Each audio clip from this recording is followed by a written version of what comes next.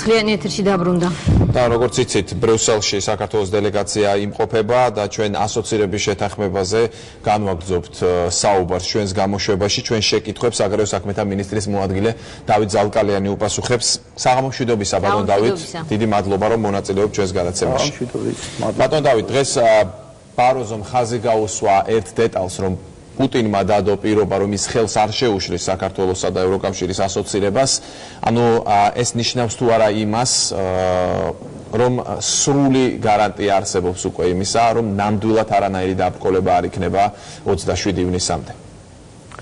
პირველ რიგში მინდა მოგახსენოთ, რომ ის ფორმატი, რა ფორმატითაც შედგა დღეს ევროკავშირის კომისიის შეხვედრა საქართველოს სამთავრობო დელეგაციასთან, გახვალთ უპრეცედენტო ფორმატი, მსგავსი სახის ფორმატში არ გამართულა შეხვედრა ევროკავშირის არაწევ სახელმწიფოსთან, თუ არ ჩავთვლით მოლდოვას და ეს მიანიშნებს იმაზე, რომ ევროკავშირის და საქართველოს ურთიერთობები მნიშვნელოვნად ახალ ეტაპზე გადადის ასოცირების ხელშეკრულების ხელმოწერის შემდეგ საქართველოს ევროპეიზაციის პროცესი შეუქცევად ხასიათს მიიღებს.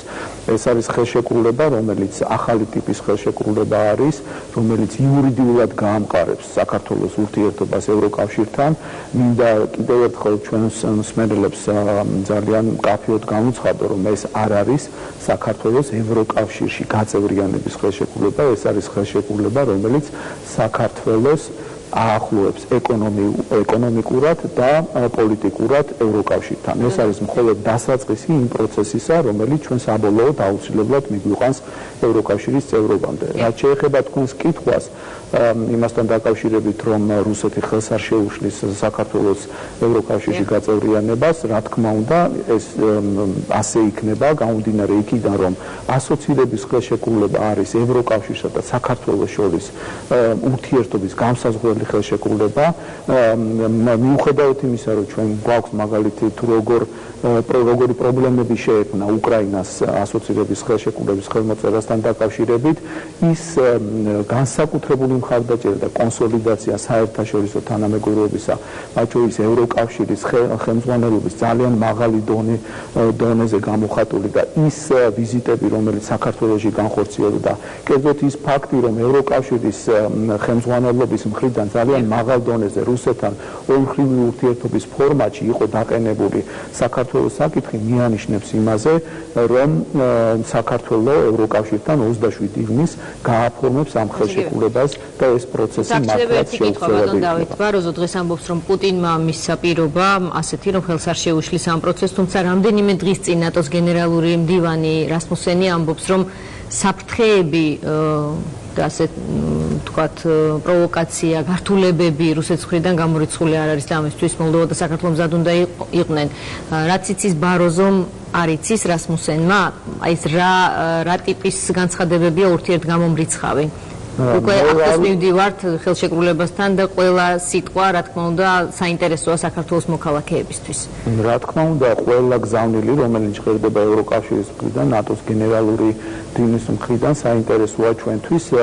მინდა განვაცხადო, რომ მსგავსი გზავნილი გაჟღერდა ასევე პრემიერის პირად წარმომადგენელ ზურაბ აბაშიძეს და რუსეთის საგარეო საქმეთა მინისტრ კარასინის შეხვედრის შემდეგ, როდესაც კარასინმაც განაცხადა, რომ რუსეთი ხელს არ შეუშლის საქართველოს ევროკავშირთან ასოცირების ხელშეკრულების ხელმოწერას, მაგრამ ხშირია ხოლმე, როდესაც ჩვენ გვაქვს ერთი დეკლარირებული განცხადებები, შემდეგ კი რეალობა სხვაგვარია. ამიტომ აქედან გამომდინარე, ჩვენ ერთი წამით არ უნდა მოვადუნოთ ჩვენი ყურადღება ამ მიმართულებით, ჩვენს ევროპელ პარტნიორებთან ერთად, ევროკავშირთან ერთად მუშაობთ იმ შესაძლო გამოწვევებზე და საფრთხეებზე.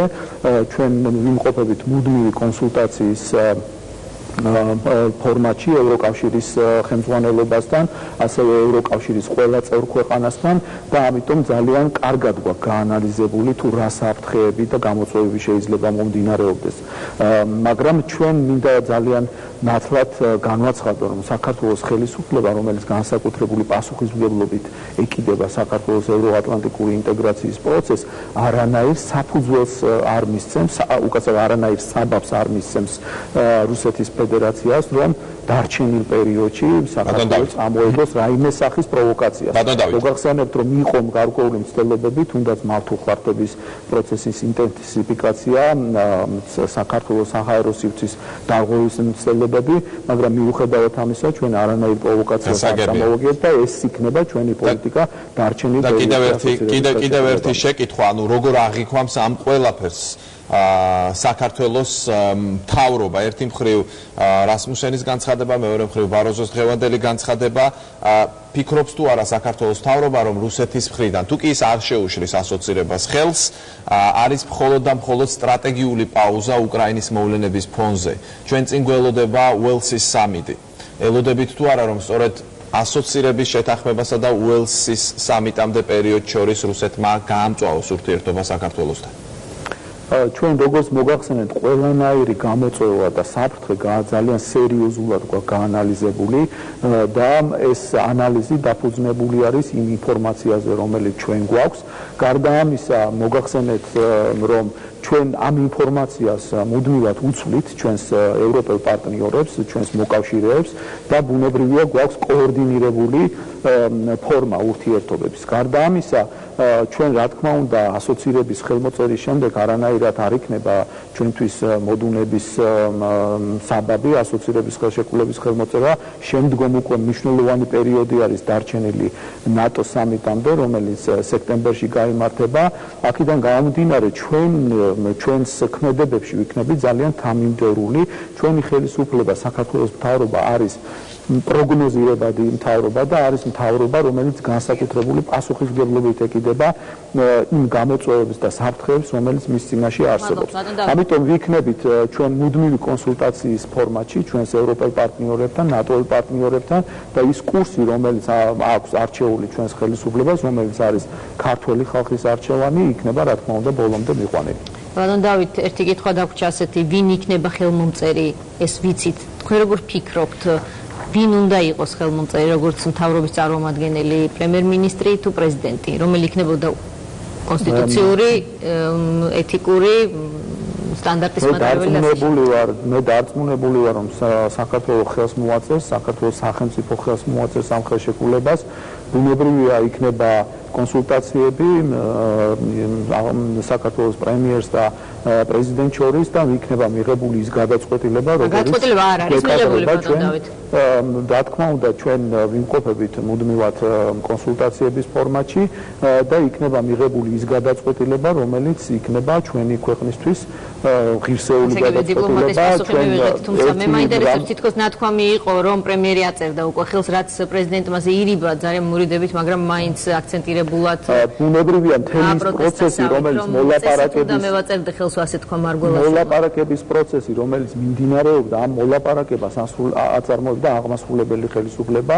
მე გახდით მთავარი მომლაპარაკებელი ასოცირების ხელშეკრულების აღმასრულებელი ხელისუფლების ყველა წარმომადგენელი იყო ჩართული ამ პროცესში და ბუნებრივია ლოგიკური იქნება თუ აღმასრულებელი ხელისუფლების ხელისუფლება კერძოდ პრემიერი მოაწერდა ხელს, მაგრამ მე დარწმუნებული ვარ, რომ იქნება მიღებული ის გადაწყვეტილება კონსულტაციების შედეგად საქართველოს პრეზიდენტს და პრემიერს შორის, რომელიც მართლა იქნება ღირსეული ჩვენი ქვეყნისთვის. მადლობა.